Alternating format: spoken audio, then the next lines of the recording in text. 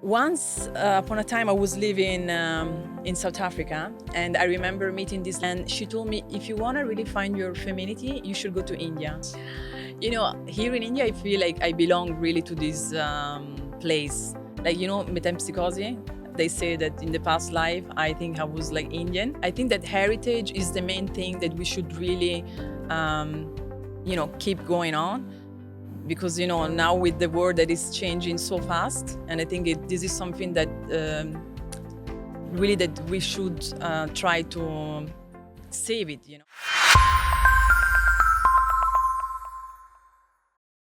Hola, ciao, namaste, and a big creative hug to all our seniors, senoritas, and senoras tuning in from every corner of the globe to Made for Media, brought to you by the Indian Institute of Creative Skills, the only podcast where art meets heart, design meets destiny, and sometimes fashion meets a few accidental glue gun bursts.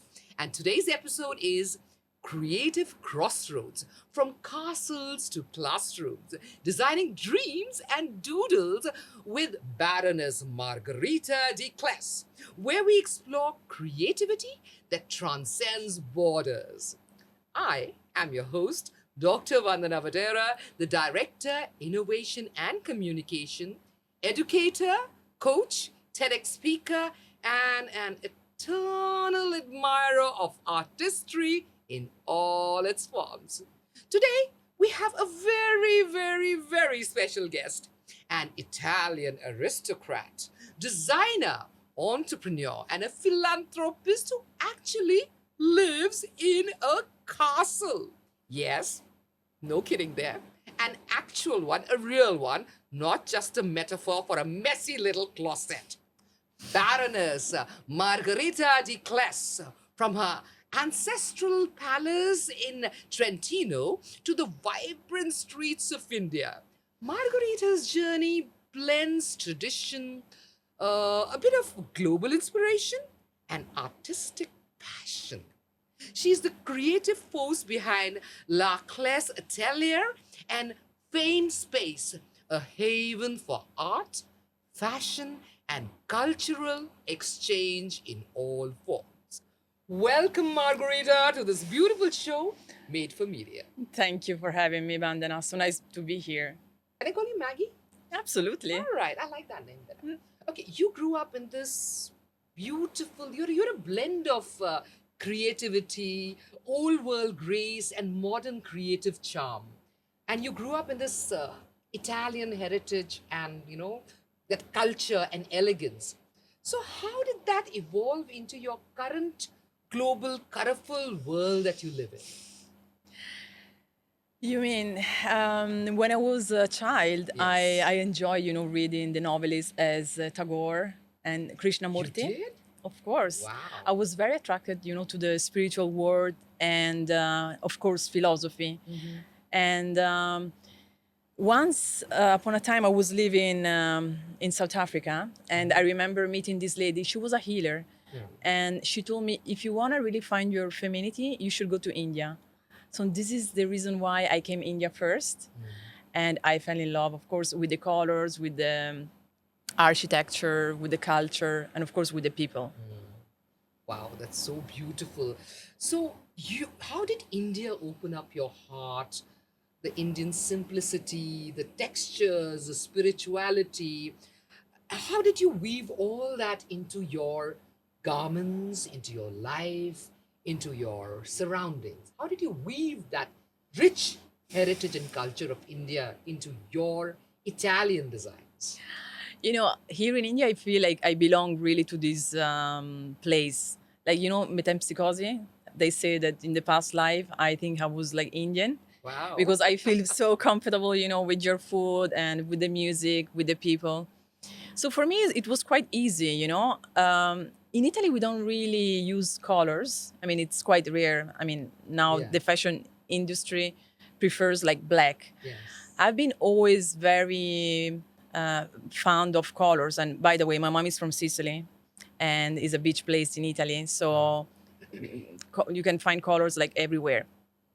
So being here was for me like the way to find my way of using colors and knowing different shades and also different people with different skin tones. And that was very interesting. And yeah, that's the reason why I find myself here very inspired. Wow. So, what is that one thing you love about India? You studied in Cape Town, New York, London, and you found your soulmate, that is Indian spirituality in India. So, how do you think culture influences education? That's a very important question for my students out here. Yeah, I think that India is like a melting pot of different things that are very important that not every country has. Yes, absolutely. So nowadays, considering that we are in a globalization world, it's very important, to share experiences and ideas and stories, with other people. And this is also something that won't put a limit, between people from different backgrounds or from different, regions. And I think this is very important. And actually, as a creative person, it's very important, to be open, with others and sharing things. And because you always have something to learn from other people.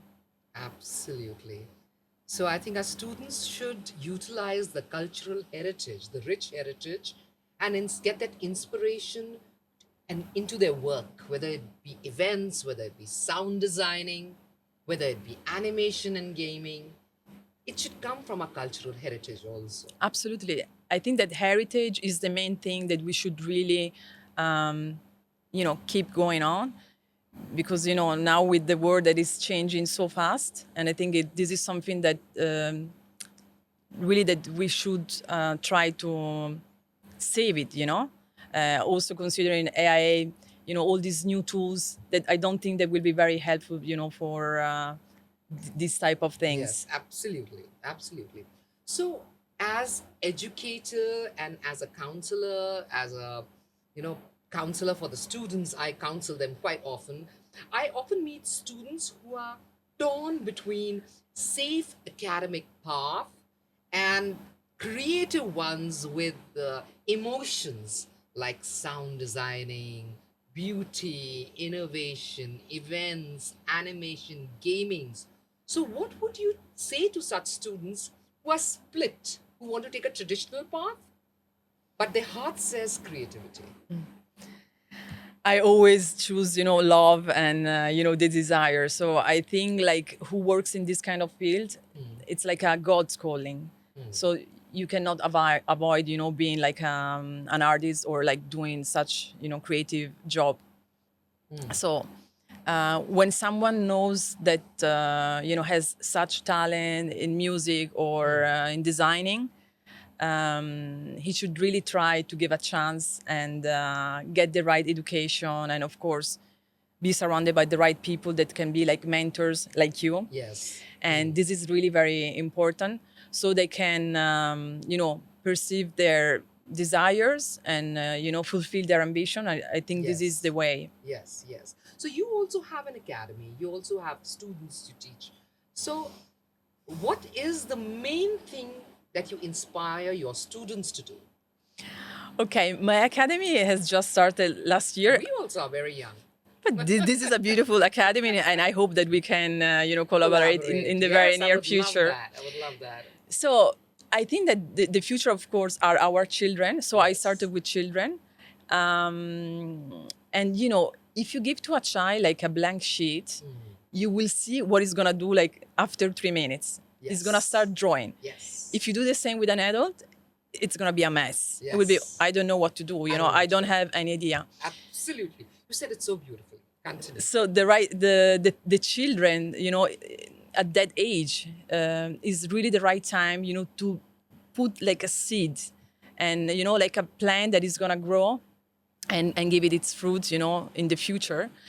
And so it's really very, very, very sweet when you see these children drawing and using colors and making combos, with different colors. I mean, starting their adventure like in a very simple way, with no education, just with their own inspirations. Yeah, from what you said, curiosity and courage and creativity, they don't need permission. You just have to pick up a piece of silk or cotton or sound or crayon or color, play with it and mess it up and find your own voice with that particular thing that you've picked up. You say the right thing, play. Because these careers that we say are creative, whether it's fashion design, whether it's sound, whether events, the unusual careers aren't linear. They are like jazz. Absolutely. They find their own expression as they flow. But you say the right word, which is play.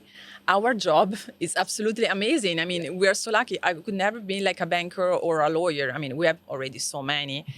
And I think this is something that we're really giving something special to others. Maybe people who are not, I wouldn't say so talented, but maybe they are not inclined, to work in such environment. Yes, absolutely. So when you are dealing with your students, the children that you're working with, how do you help them discover their unique style?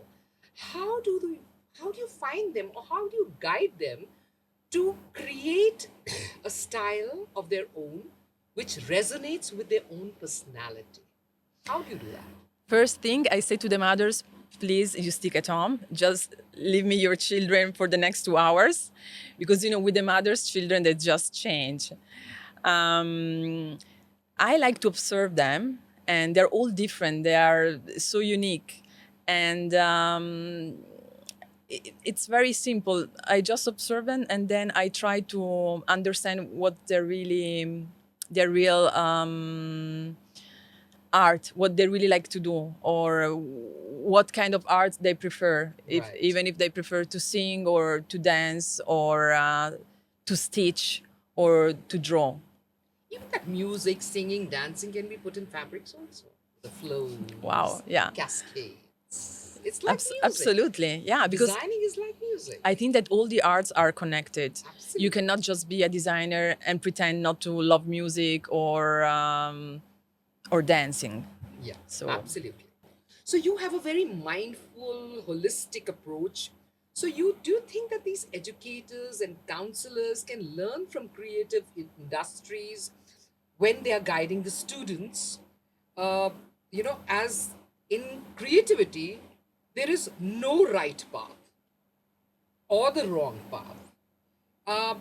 Internship, volunteering, traveling will actually open up their creativity. So my question would be that, would you advise the students to immediately start their own entrepreneurship, or work as an intern with a known designer, with a known event company first, gain that experience, and then venture out? absolutely, we all were like interns in our past life. So absolutely, I think they first should start, with curiosity. They should read. They should, as I said, share also with other colleagues, and start their journeys, in a job place. So this is the best way, to start their job. And then maybe it can happen that they don't like that field. They want to change and skip to another field. And I think this is very important because this is, their future. And then you don't want them to waste their time. But then again, it's experience. So whatever they do, it's going to be good for their CV and for their career. In the future, it's very beneficial when you're applying for another job, or you're starting up somewhere, although that learning comes very handy. Absolutely. So I would like to hear, now this is a little Okay. kiddish and little naughty. I want to hear some nice Hindi words from you. I won't ask you for galis, no. No galis, it's because it's a institute. So give me some nice Hindi words you've learned. Okay, I have known some Hindi Bollywood songs, of course. I can tell you, like, And I've heard you've got a beautiful voice. Can you sing one line or two lines? okay, my favorite one is Pilon. Oh wow, P. I'm not sure if I will remember all the words, so please, you forgive me. Beautiful voice that matters. Okay, I'll try. I'm gonna do my best. I was not ready for it. Pilon, tere mire tero se şargam. Pilon, tere mire tero si şargam. Pilon, etim etam onsam. That's it. Wow, that was so sweet. That was so much in tune. I will try to learn more for Any the other next. song? Another song, Chana Meria. Okay, just sing from the chorus because I know you know the chorus very well. Chana Meria, Meria, Chana Meria, Meria, Chana Meria, Meria, Seria, oh Priya. Wow, that was amazing. Now I'm blushing. Thank you. I think I've never sung See, I in told public. you I come up with surprises on my show also. Wow. But that was a beautiful one. But thank you so much. Now, for all our listeners, teachers, counselors, and confused students, here's a quick tip. When helping students choose creative paths, focus on their temperament, not just talent alone. A design student needs patience and a little playfulness. And what else do we have out there? We need an event student who needs empathy and needs a little bit of energy out there too.